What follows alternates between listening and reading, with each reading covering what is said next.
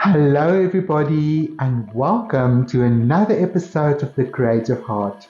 My name is Gideon. I'm also known as Gideon Slides, and I'm your creatively fit coach. This week's creative prompt is to use the season of summer to create an installation or painting or whatever in your art journal, whatever inspires you of summer.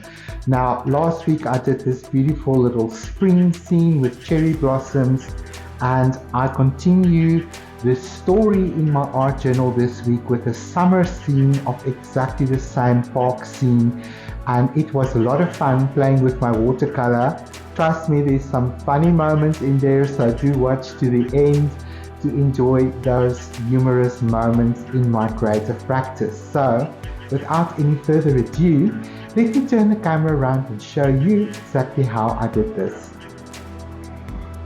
Right, everybody, welcome to this afternoon session as we continue to play in our art journals, and currently we are drawing inspiration from the seasons. Now, last week we played with our spring painting, and it was a lot of fun working with watercolor and just really capturing that beautiful cherry blossom moment in the park.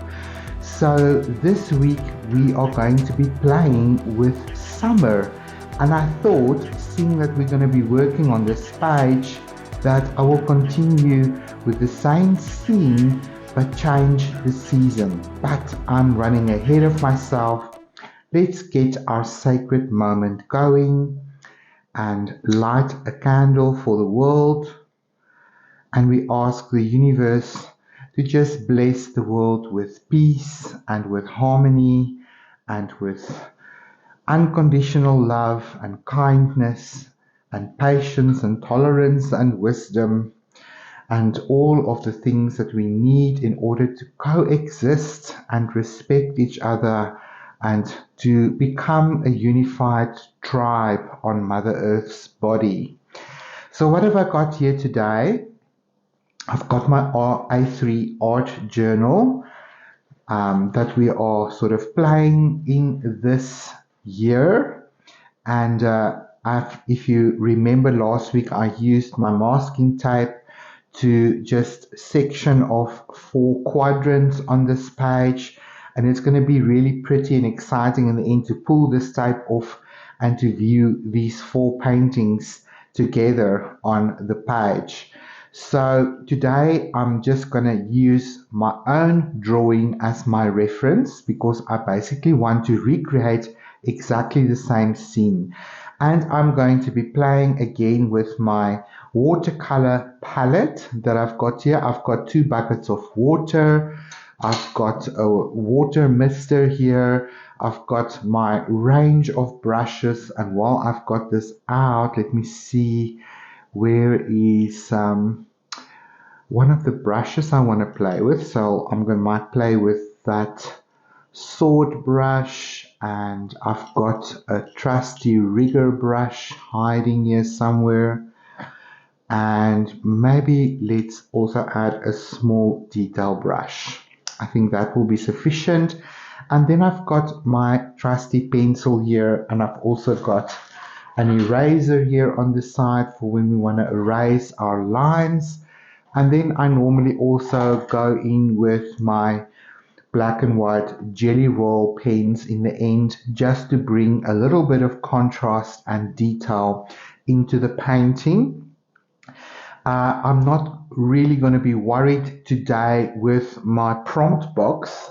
I really just use my prompt box when I really go abstract and I just want to experiment and play, and it's not very objectified. So today we're going to be guided by the prompt alone, and the prompt is to use summer as the inspiration for an exercise in your page and all the colors of summer. Now, for me, those are all the greens and the yellows. It's really a bright green kind of stage, and maybe I'll use a little bit of yellow to indicate a different kind of flower in the tree. and we're going to be playing with a lot of greens, and I might use some contrasting color here and there just to make the green pop even more, but we'll see what inspires us. But before we can get started to draw in our little scene here, I'm just gonna cover this up just to protect it, and I'm just going to mist my watercolor palette and just activate the paint so that by the time I'm ready to start painting, my paints are activated, the pigment is ready to release. It really does make a huge difference in the painting process in the end. Okay, now let's just re-look at this scene and get into that. Now I also want to just have a piece of kitchen towel handy to just help me with my water control when I get painting. Now, same as last week, I find the horizon line because it is a landscape, and I'm just going to connect it on exactly the same level, and I'm just going to draw that in. I just want to make sure that my camera is rolling because I don't want to get to the end of this entire painting only to realize that I never hit the record button. Yes, that seems to be running very nicely. Okay, that's wonderful. Yes, we are all cool. Thank you for your patience. I hope you guys are doing well. If you haven't seen the episode of last week where I painted this spring scene, then do check out my playlist. It is the Creative Art Prompt for 2024 playlist. There will be a link in the description of this video, and then you can watch that and catch up with us if you want to. I think this is week 4. Is this week 4? Yes, this is week 4 already. I didn't page back to see. I just really got straight into recording this session. So yeah, just check out that playlist and get into a creative practice with me. So we're looking at a vanishing point, and this is usually where the focus is as we enter the scene, and it gives us a lot of depth. So basically it starts round about here, and this pathway ends up here. And it's nice to just plot this out because sometimes perspective can be quite surprising when you draw it in and you go, oh my word, is it at that angle? So this just opens up the pathway. Oh, that's rather skew. You see, this is all part of a creative process. Sometimes it works, and sometimes you have to make alterations. Let's maybe go in for a ruler, seeing that it's a man-made thing, and that will give us a little bit more of a controlled line here. Maybe not as high. That feels better. Okay, so we've got a nice perspective. Now I've learned some things from my first painting, so that's another useful thing that can be very helpful. I learned that my park bench perspective wasn't quite right, and I struggled with it while I was painting. This one looks like it's been pulled forward. So I will place it a little bit further, and it's a little bit smaller, a little bit less descriptive. So it's important just to have your perspective right, and then also the shadow under this park bench is non-existent. So it looks like it's floating in the air. So it's okay to, criticize your painting, or not criticize, what is the right word? To analyze what you've done and to see where you can improve in the future. Now let's look at the trees. So we've got a major tree here, and we've got some thicker branches. And it's great in watercolor to just give yourself something to focus on when you get into, the painting, to sort of see where you need to place the watercolor and leave spaces open for the watercolor to tell the story. Now the next tree is about here, and it will be a little bit smaller. And I'm just going to look at my picture as we paint, and then further in the distance will be even smaller trees.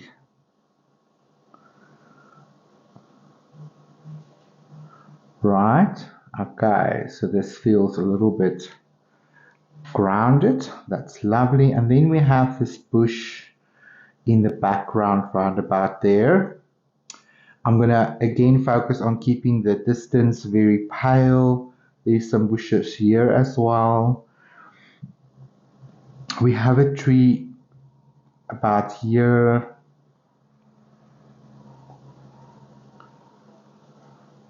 And then our main tree in the main foreground, oh, that's very thick, is round about here.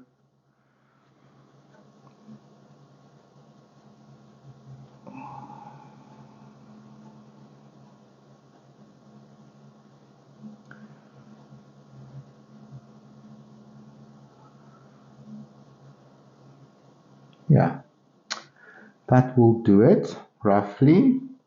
Sketching this in, let's get rid of this unnecessary line here. Now another thing that I tried to capture last time was this little, what shall we call it, sort of border on the pathway that's obviously made of some kind of stones. So I just want to very softly remind myself of that. That will further help to develop my perspective. Okay. So when we have a very soft drawing ready to rock and roll, we begin with the sky.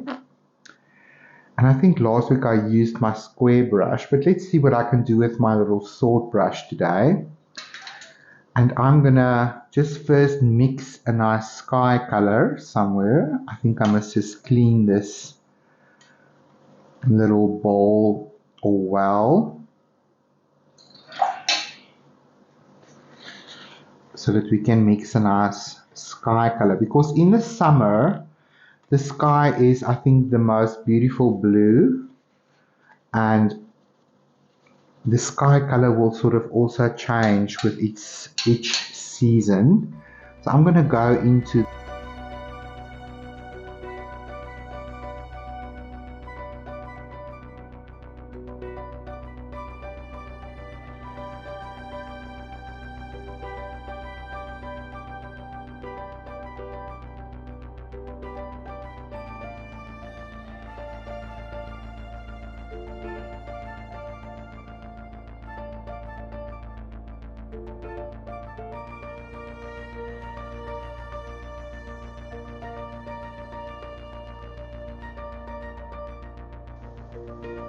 right, we're back. So I thought maybe I can zoom in a little bit more for you guys. So forgive me if I bump the camera. There we go. So that you guys can see a little bit more of the detail of as we proceed going forward. Alrighty, let me just make sure everything is in camera. Okay, so you might not see everything on my mixing well and on my palette, but you will definitely see better on the trees, and that is important. Okay. Right, so I'm going to switch to a smaller round brush now, because I want to add a little bit of detail on this bench. I'm going to get my brush wet, and I'm going to go in for a nice dark brown. So get that activated and bring that to my well. Now you can see this looks a little bit more like milk. Let me show you guys. This is definitely a thicker mixture than that blue mixture. So you look at the consistency of the water. And it's also helpful to mix the color in a lighter pan that's white or porcelain, so you can see the color that you are mixing. And you can also always have a piece of paper on the side. Sometimes I will just use my kitchen towel to just see how intense that color will be before I go into my painting. So there's also not too much water, it's not dripping. So if I shake it, it's not dripping. So you can draw with it. So let's start here again. And let's draw in this little bench.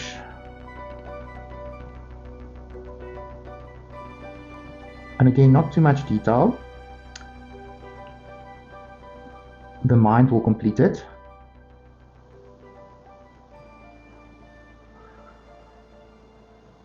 So we're just talking about it and suggesting to the viewer that there is a park bench on the side here. And there we go. Ta-da! If it looks horrid, you can always just use a kitchen towel and just dab it up and maybe just try again. But that area is very wet now, so I'm trying to just abstract it in a way, not to talk about too much detail. Okay, but that's already for me an improvement on last week's park bench. Don't you guys agree? It's also because the paper is not really professional, so I'm trying to add details to paper that won't allow me to do that. But anyway, I think perspective-wise that is good enough because it's in the distance and I don't want the viewer to focus too much on it. I think this first park bench is much better and it will sort of automatically help you interpret what the hell is going on a little bit further down the road there. Okay, so let's go for our foliage next. And the reason why I want to do the foliage first is I also want to play with a bit of salt. And this week I've got a little bit of a finer salt from my kitchen to help me with some foliage texture. So I'm going to play with a variety of greens, and I think it always looks more interesting if there's more than one type of green in the leaves and a variety of that, and also start lighter and create interesting shapes, leaving some, I'm going to really intend to leave a little bit of see-through area over here where we can see the blue sky and not lose that entirely. So I'm going to go back to my sword brush, which is this one, and let's start with more of a yellow green. And I'm going to use a lemon green, a lemon yellow here, and add that to my mixing pan. And I'm going to add a drop of water to that so it's nice and light. And let's first just begin to talk a little bit about these leaves. And just randomly dance around where the foliage will be. Taking a look at my reference material on my left so that I don't cover everything up. And let's start on the other side and do the same. Running out of color, so I'm just adding my lemon yellow and a little bit of the emerald green. So you can see that's already a little bit of a different green. It's still young leaves. Let's add a little bit more yellow. And the leaves must go over the canopy there, but I sort of want to just leave a space where we talk about the sky.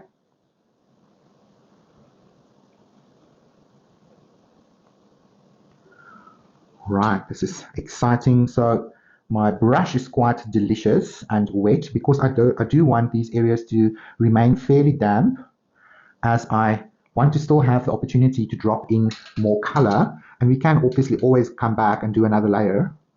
So I'm digging into my darker green here and I'm mixing it into my mixing pan, and let's just drop in areas into the paint here, and I'm trying to leave this area lighter so this darker green might look nicer around these edges. And I also know that this side of the painting is a little bit more in shadow than the left hand side.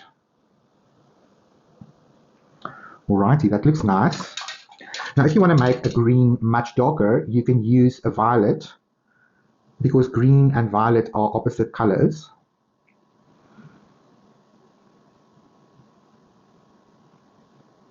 That gives us a little bit of a teal color, and I'm going to drop that in. And it's just going to give us a little bit of variety on the foliage here. And I will even create new little structures with this water.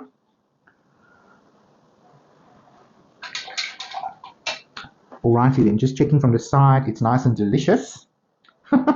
That's a good word, delicious. I'm going to use a little bit of a corner here of my kitchen towel because it's quite runny. And I'm just going to mop up some of these little pools of paint.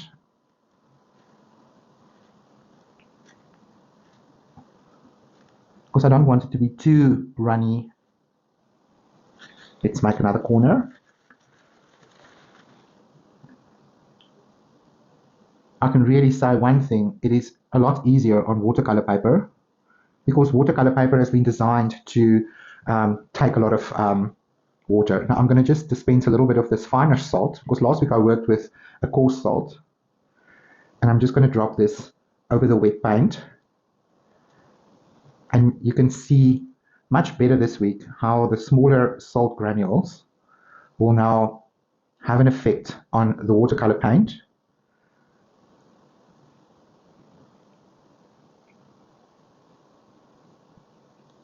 Giving me a little bit of a suggestion of individual foliage leaves. Where the salt is, it will basically draw pigment towards itself, and some areas will then dry faster than others, and that will give us a little bit of a structure there. Okay, so we're going to let that dry. I'm quite happy with how we captured some of the blue sky in the background. And remember, whenever you are working with, it doesn't matter if you're working with watercolor, with oil pastel, with acrylic paint, there's always an ugly face to anything that you create. So don't give up, because most artworks exist out of a multitude of layers, even watercolor. And I mean, looking at this from last week, we certainly didn't do this in one go. There was definitely a little bit of layers added to that. And the big thing that we need is contrast, so that there is a differentiation between light and dark, and understanding where your light source is and where the light is coming from. Now in the scene, the sun is roughly about in the top right hand corner, shining through like this.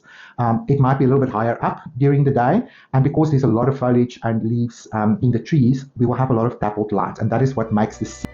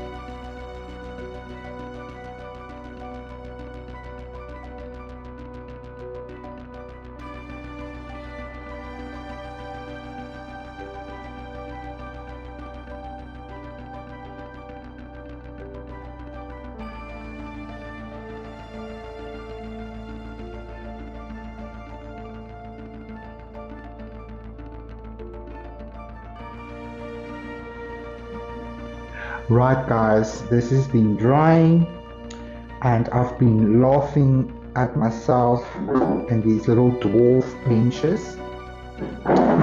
So what I've done is I've just drawn it a little bit bigger with my pencil. So let's try one more time, sort of, and just get these benches to where they're supposed to sort of be without adding too much attention to it. I'm gonna make a nice strong mixture here using my fine liner, and I'm just going to control my water on my brush first, because I don't want it to pool. And let's just sort of talk about this bench in a little bit of a bigger way. I mean, I could draw it in with pen as well, and I might even make it worse.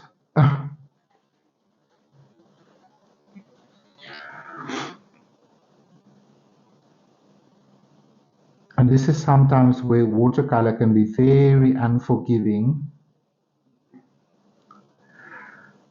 And the minute you start to overwork something, then you might have to redo the entire painting because something wasn't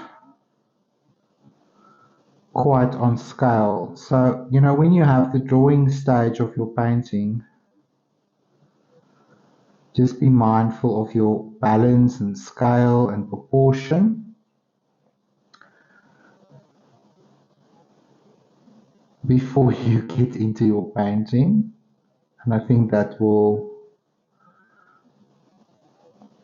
ensure that you sort of nail it. So we can bring a bit of highlights and definition to these park benches for dwarfs that I'm painting. Right, so now I'm not entirely happy with this sort of shadow doubled light. I think the shadow itself might be okay, but the orange was a little bit too intense, but be that as it may. I also think that my sort of white stones is still a little bit too stark on the sides. So I'm going to come in with a little bit of yellow ochre on the side here. And let's see what it will look like here. Let's just give this a bit of a wash. So yellow ochre is just a very natural looking yellow that's very soft. It doesn't scream. It doesn't draw a lot of attention. And I'm just going to control my brush here and just remove water that might drip. And I'm just going to soften that pathway a little bit. It was just too white for me. Being mindful of these benches now that's still wet. And somehow that already feels better to me.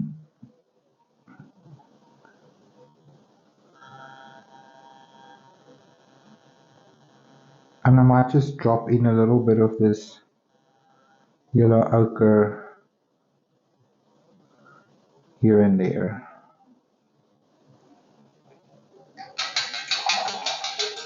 Right, so now what I'm going to show you guys today is this is my watercolor coming straight out of a tube, and this is designer's gouache in titanium white. Because I feel we need a little bit more, I don't know, like maybe flowers or something here on the side. And remember last week I told you guys that if you work with watercolor white, it's very translucent. So using gouache is a little bit more opaque, and it is still watercolor, but it's not watercolor. It's gouache. Gouache is a different type of watercolor. It's very opaque. So if ever in a watercolor painting you need to bring back white, then definitely use your gouache. And I'm going to show you how you can use watercolor straight from the tube, almost like you would acrylic paint. So this is cadmium yellow pale hue. And I'm going to use my rigger brush here because I just want to create a little bit of flowers.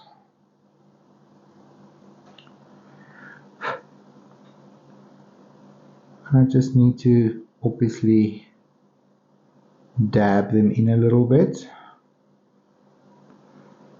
and just create little white daisies. Add a bit of water so that it just comes off a little bit easier.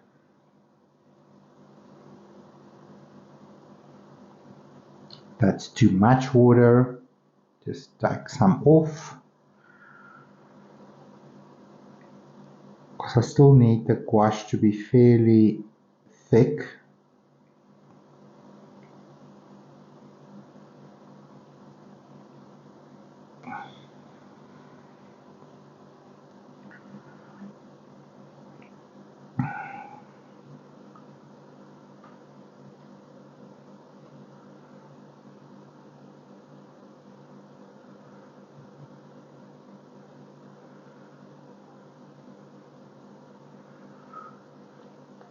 Maybe let's add a little bit there in the background as well, but that will be a little bit smaller.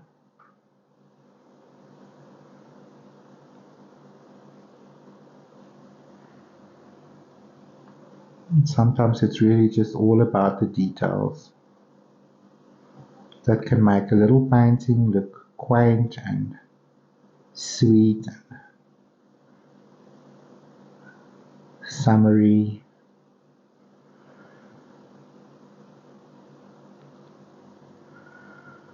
Let's add some here as well. Oh, that's a big blob.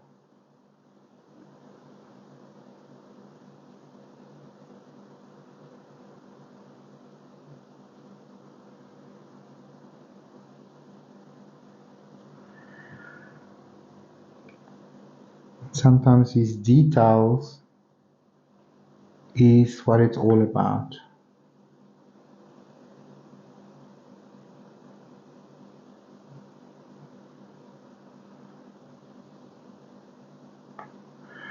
And then these ones also need to be a little bit bigger now.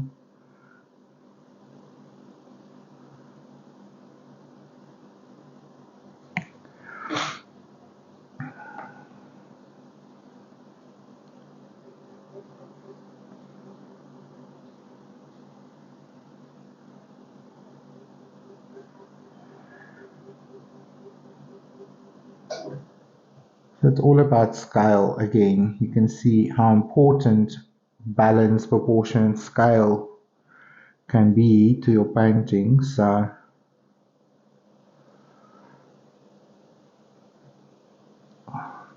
I think that really just talks a little bit about some flowers underneath the trees, which brings in another element of interest to the painting. Now, watercolor straight out of the tube is a method that you can use. So I'm just going to dab in a little bit of yellow here and there, just to talk a little bit about the center of these daisies maybe. It might have helped if I wait for the white to dry first, but who's got time for that?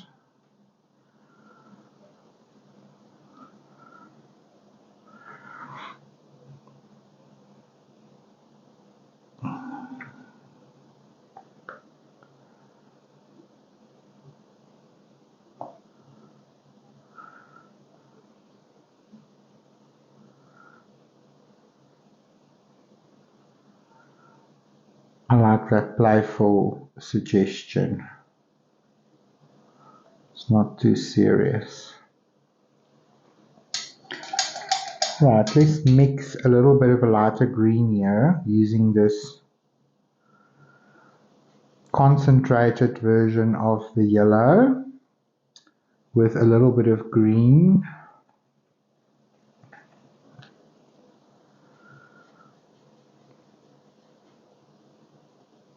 Let's add a bit of this white to it as well.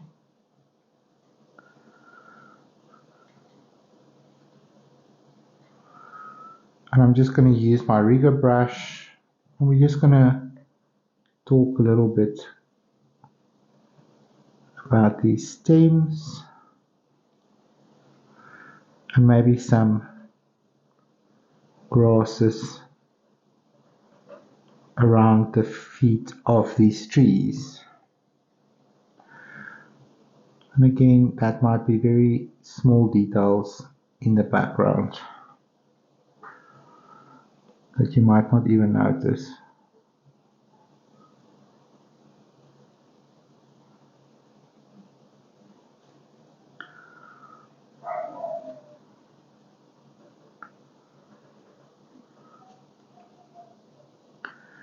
You can see how the white gouache is giving me a little bit more opacity so that these little lines and brush marks do show up.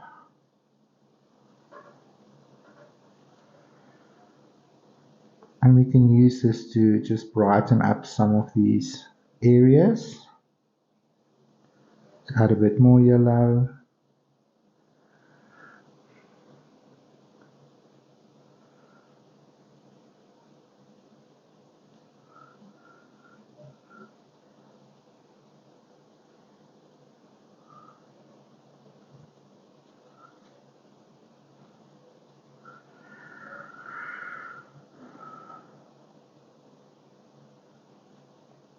Tidy up some of that.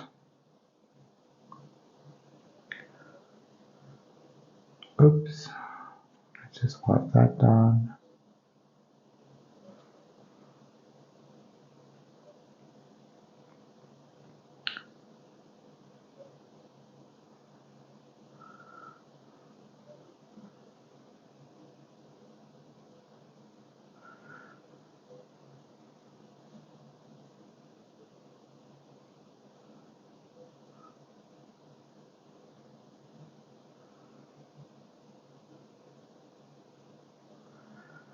Really want to see that yellow a little bit more there in the background.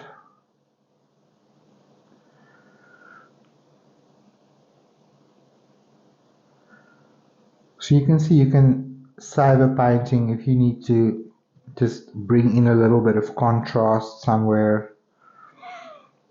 That will be helpful.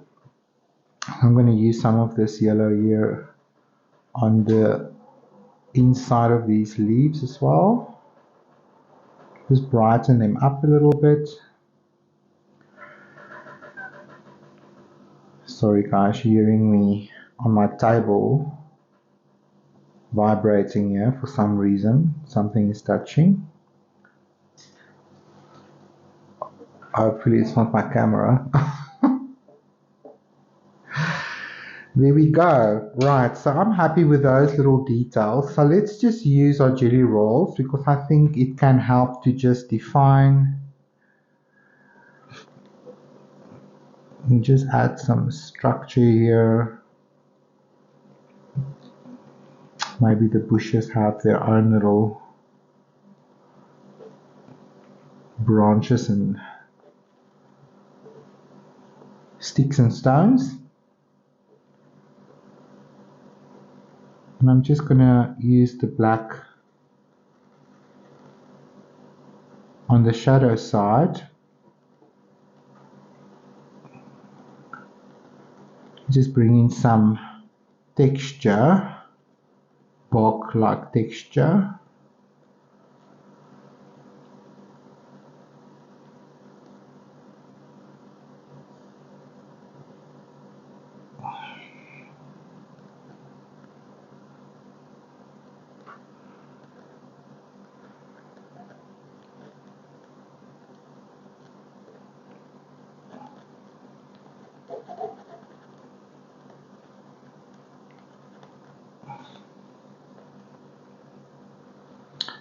And bringing some contrast to this bench of mine that we're so struggling with.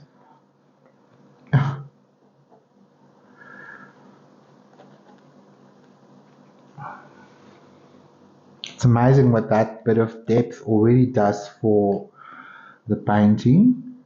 I'm going to use my white jelly roll,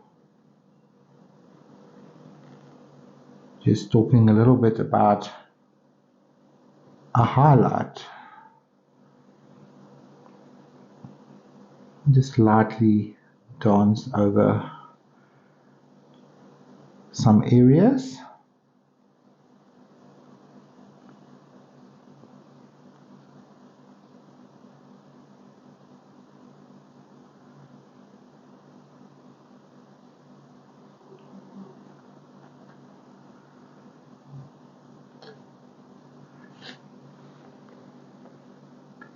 Let's just touch some of these areas on the bench. Just bringing some contrast there. Not a lot on that small one. And here and there, maybe in areas where the doubled light is catching this pathway, just bring that forward again.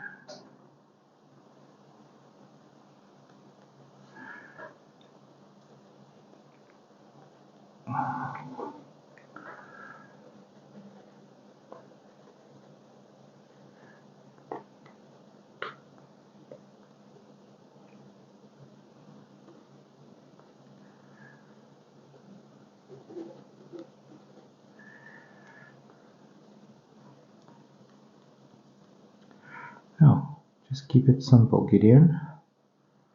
Let's not overdo it.